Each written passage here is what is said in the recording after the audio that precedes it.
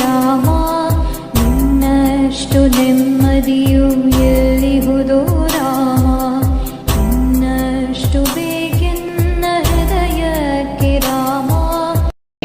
ಹಲವಾರು ಬೇರೆ ಬೇರೆ ಬರೀ ಲಘು ಬರಹಗಳನ್ನು ಬರೆದಿದ್ದೆ. ವೈಚಾರಿಕ ಲೇಖನ ಬರಲಿಕ್ಕೆ ನನಗೆ ಪ್ರೋತ್ಸಾಹ ಕೊಟ್ಟರು. ಆಮೇಲೆ ಕಾದಂಬರಿಯ ಗೆಳತಿಯಾಗಿಟ್ಕೊಂಡು ನೀನು ಕಾದಂಬರಿನ ನಾನು ನನಗೆ ಹೇಳಿ ನೀನು ಕಾದಂಬರಿ ಬರೆಯಲ್ಲ. ಅಯ್ಯ ಹೋಗಿ ಮೇಡಮ್ ಅಷ್ಟು ತಾಳ್ಮೆ ನನಗಿಲ್ಲ, ನಾನು ಬರೆಯ ಎಲ್ಲ ಒಂಥರ ಉಡಾಫೆ ಉತ್ತರಗಳು ನಾನು. ನಾನೇನು ಗಂಭೀರ ಪ್ರವೃತ್ತಿಯ ಹೆಣ್ಮಗ ಅಲ್ಲ.